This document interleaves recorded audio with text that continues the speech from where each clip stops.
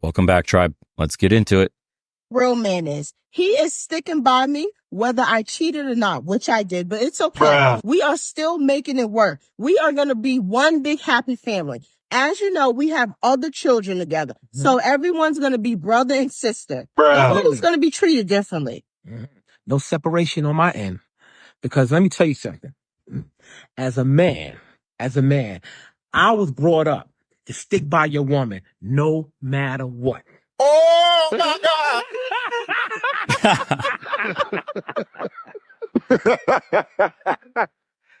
I told you guys, simping is an epidemic.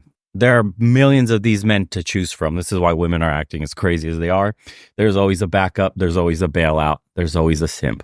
What's one thing you did when you were in your 20s that you regret that would change your life today? I regret being a hoe. I was in my 20s. I was a hoe. What do you mean by that? I was a hoe. I was doing a lot of women that I shouldn't have been doing, and I had a family that I could deal with. So I was just out there doing, anybody. Not like that, but I was just picking and choosing what I wanted and who I wanted. Because I had a little reputation here in Springfield, and that got me a lot of things, and especially a lot of women. And I regret using them and, regret using who I was. So you would have not smashed the women? I wouldn't have smashed them like I did, no. What would you have did? What would I have done? Stay with my one son's mother and been married and been happy today. Oof. That's probably a regret that I've gotten over, but I would still be with her because I still have some great feelings for her in my heart, but I know how to navigate through that. But I wouldn't have been the hoe that I was back then. So what made you be a hoe? It was ingrained in me. My uncle was a hoe. My grandfather was a hoe. My brothers was hoes. My cousins was hoes. I'm sorry, it might not sound right. My mama was a hoe. I'm telling the truth. Said 6 kids by 5 different men. God damn. Don't that qualify? Uh-huh. This is common with a lot of players later in life. Dudes that have had a lot of success, you play the game too long, you get burned out. The brutal reality, man, is it does stem from an insecurity, behavior learned from maybe family, like in his case, or you trying to fill a black hole from a broken relationship, or you thinking betting women, and a lot of them, makes you a man, or a combination of all these things. It's essentially what most players are. When you grow up and grow out of that mentality, that's when the guy will settle down and get a family and learn what's more important in life than one night stands, than betting women, convincing women to sleep with you, the hedonistic lifestyle that we revel in today and reward. Like everything in life, it's human nature. It gets boring. That's the human aspect of it. As exciting as it may seem for the virgins watching, as exciting as it may seem for the teenage boys that are dreaming of having 10 women on their arm and crazy escapades in the bedroom with multiple women, as exciting, as enticing as it may seem, and maybe the first few times it is constantly doing that over and over again, you will get burned out. Your dopamine will be absolutely shot. And you're going to end up being one of the guys that doesn't even feel anything anymore after having so many women. It gets repetitive, robotic, boring. Here's the same version of the same conversation with another version of a woman that says the same shit. And here we go. We just had a nice dinner or whatever, coffee. She's laughing, haha. And yes, we're going to go to the bedroom. And yes, this joke works on her too. And this line works on her too. And sharing this works on her too. She's responding in the same way. Check. Oh, she's just like all the other women. Here we go. Easy peasy. In the bedroom. Have our fun. Sure thing, babe. I'll call you after. Yeah. Save my number. Sure. Ghost. Next. She was boring. Next. Sleep with another one. Next. It becomes a high, and you start to chase the high because you're broken inside. You're empty. You're a shell. The only thing keeping you going, keeping you excited, keeping you happy is the hit. Just another form of an addiction. Other people turn to drugs. Other people turn to alcohol. Others turn to video games. Others turn to adult entertainment, or whatever it is. You pick your vice. Some people's vices is sex. And sex stops being sex when it's a vice. Sex just becomes a coping mechanism. Sex is just something you do to cope with your situation in life from the 3 things or a combination of or some other stuff that may be trauma or affecting you in your present moment. Why you engage in these behaviors. It is what it is. The smart ones learn early, stop it, and then chase something different, more meaningful, family. The dumb ones will be into their late 40s, 50s, player mentality, player lifestyle. And, life may look good on the other side, but I'm telling you, I've met plenty of these guys. And although on the surface, their life looks amazing, they got a baller ass bachelor pad. They got new women every week when they come out to, whatever it is, group dates that you're doing, things with the boys and their girls. And the guy's always bringing a new one. And he's like the player of the group. But behind all that, when you have real one-on-one convos and talking about life and what brings you happiness, things you're proud of, legacy, they all talk about, I regret not having a family. I regret letting this one girl go. She was really good for me.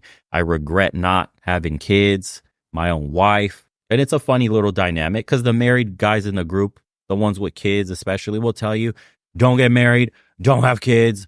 Holy shit, it's the worst thing ever. But they light up when their wives come, or their kids, or the family life that they have is so fulfilling to them. It's everything for them. Assuming good marriage, of course, because we talk about all that stuff about dating and marrying in the West. But most of the people I know that are in successful marriages aren't with Western women. That's just a brutal fact. So if you're one of the guys in a successful marriage, you know exactly what I'm talking about. And if you're in a mixed group of friends where some dudes are still single, you obviously know all these conversations happen as well. So for the young guys or the guys that are contemplating the path in life that they should choose, the grass is greener mentality is always going to hit you a little hard, but everybody wants what they don't have. In the end, kids, family, marriage, that's what a man wants. It's just too risky in the West currently, or the economic situation makes it impossible to attain in the present moment in your life. And that's the reality of the situation we're all dealing with right now. I'm going to double down in saying dating in the West is trash and getting married in the West is a death wish, because the next few clips are going to absolutely break you. This one we have to actually break down. So let it play. Do you think I don't care? You're just sitting there. You know how bad this fucking feels? This is the worst feeling. For those that aren't reading or just listening, my deployed Marine fiance just found out I'm pregnant, but he hasn't been home for a year. So they're FaceTiming, and what you don't know is she has a phone in her hand and she's recording the screen with her own other second phone and posting all of this online for the world to see for clout. Man's destroyed. Look at him.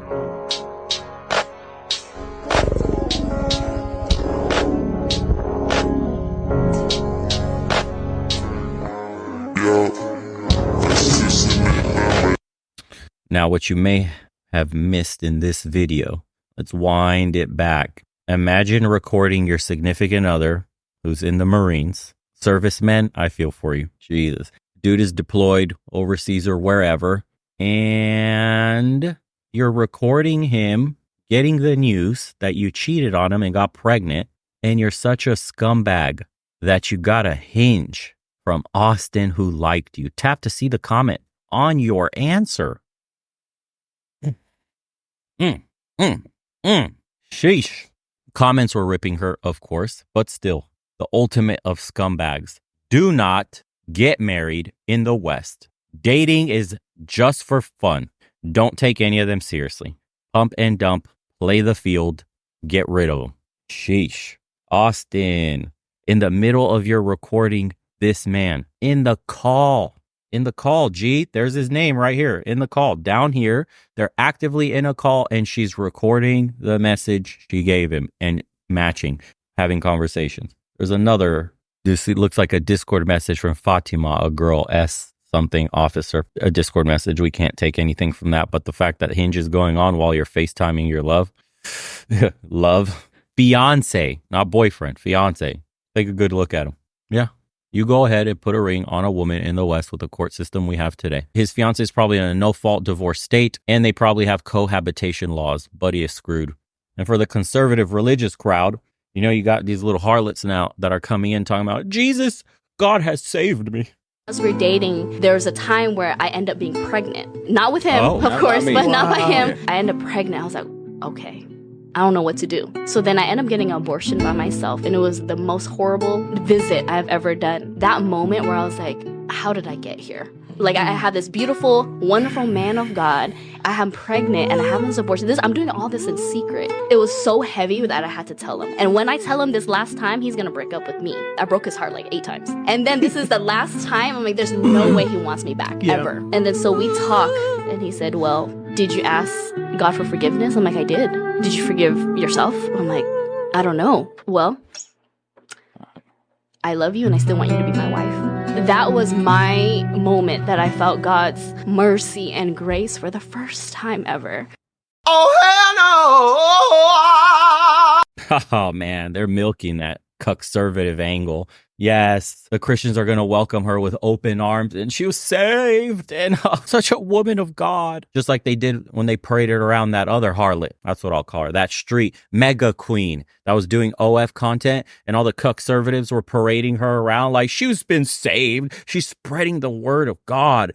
Yes, and we're accepting her and praising her and shit, and not knowing that this chick is just not an idiot. She's manipulative. She can see that the conservative movement is gaining a lot of steam, that a lot of people, especially young men that are her exact target audience, and she's catering to them for a financial profit. She sees the writing on the wall. The culture is shifting to the right. So now she's shifting her branding too, making a ton of money. She even, I think, upped the price of her OF subscription after her awakening, being saved by Jesus, born again, and makes a killing off of this. It's all marketing. It's all a ploy. These people on the internet don't give a shit about you. They're all lying to make money. She's just smart enough to see the trends in society and capitalize on it. That's it. That's what it is. And conservatives, praise be Jesus, helped another one, saved her from the pits of hell. I couldn't believe the comments I was reading on half of those videos. Morons. How are you going to convince a man to be conservative, to be on that side of the aisle when you got mega simping like that going on? Wash away a woman's sins, forgive her for everything,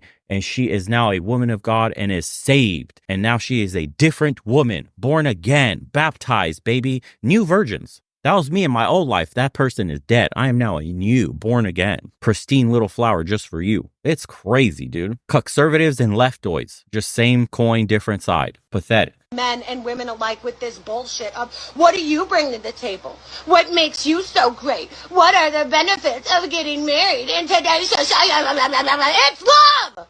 That's it!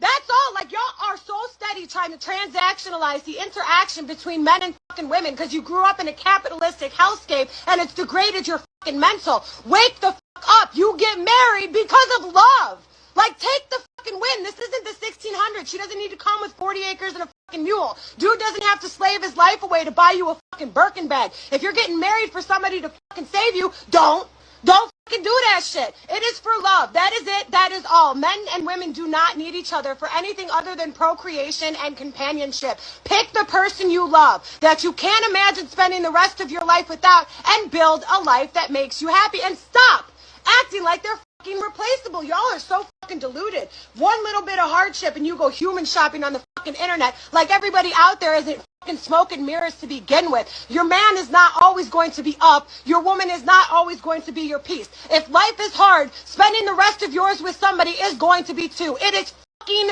work. Cut the fucking shit. She needs to shut the fuck up and suck and fucking cook and clean, and he needs to pay all my bills and save me and dabba dabba dabba dabba dabba. It is for love! Yeah.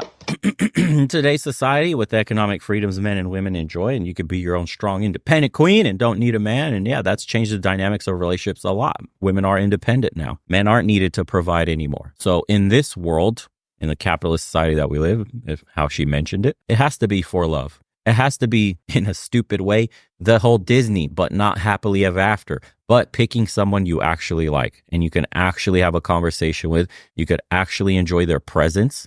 And it shouldn't be for a one-up gaining something, an economic transaction, marrying a guy for his money or marrying a chick for her boobs and just because she's attractive.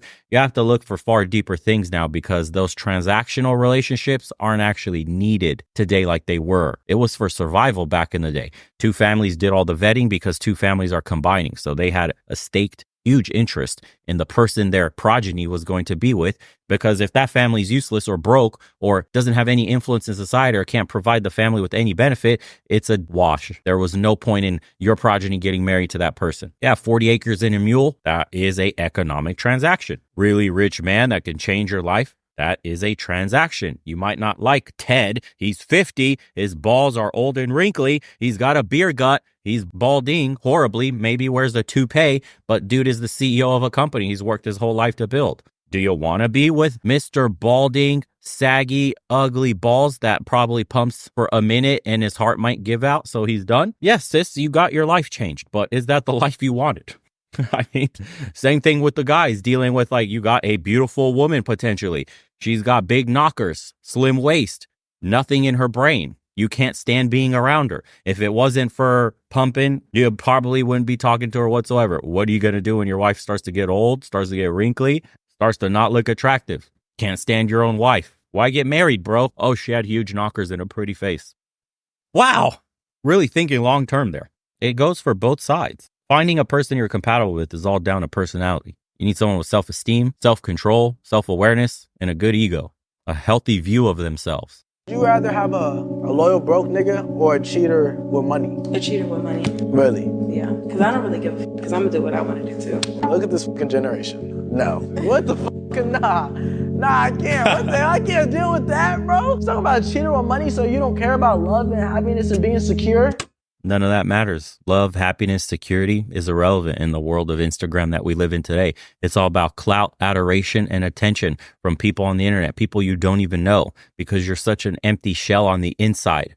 You don't care. You don't love yourself. You hate yourself. In order to not hate yourself as much, or to just barely bear living with yourself, you post on the internet pictures, you make videos, you degrade yourself for the attention of other people so you could feel something in your mediocre, self-hating, defeated life. That's why they're addicted to the internet. Get it sexy. Get it sexy. Yes. Well, you know they say it's super fast. I bet. So, what we doing today? What's the word? I don't have money to do anything. Shit, I already posted my peace sign with me on the plane. I'm good. I just brung enough money for shots. That's it. Wait, we had to bring money? What you mean you ain't got no money? I mean, I thought we were gonna run into niggas with money here that's gonna pay for our everything. What the f? Yeah, we have vaginas. Why are we paying? Hold on. So y'all hopped on a plane. Y'all flew with no bread? We thought the powers that be were gonna sort everything else out once we landed. Dead ass. I'm too pretty to bring my own money. So how do y'all plan to get back? Wait, you're not gonna help us get back? Wow. Bro, That's men do not know how to be men anymore. I done drunk this whole gorilla shit. If you want to get back, you gonna have to do a little something. That's crazy. Niggas disgust me. I mean, what exactly do I have to do? Broke chicks traveling. How? Who's financing that? You ever ask yourself? Tag the sponsor, ladies. They never want to tag the sponsor, bro. It's just pictures in the hotel, pictures by the pool, pictures in nice restaurants. You're not affording that shit on your whack job or you being a student in school. Tag the sponsor. We know your lifestyle. We know you're giving it up. We know Ted, the 50-year-old, is rearranging them guts for a whopping 2 minutes. Maybe he's taking some nice little pills, and maybe it's 30 minutes. Girl, you got to sit there and take it, because how are you going to get back home? He's got to pay for that plane ticket. Sheesh, bro. That's the dating world today. My God. Athletes hang out with other athletes. Car guys hang out with other car guys. And gamers hang out with other gamers. And you mean to tell me your friends are hoes and you're not?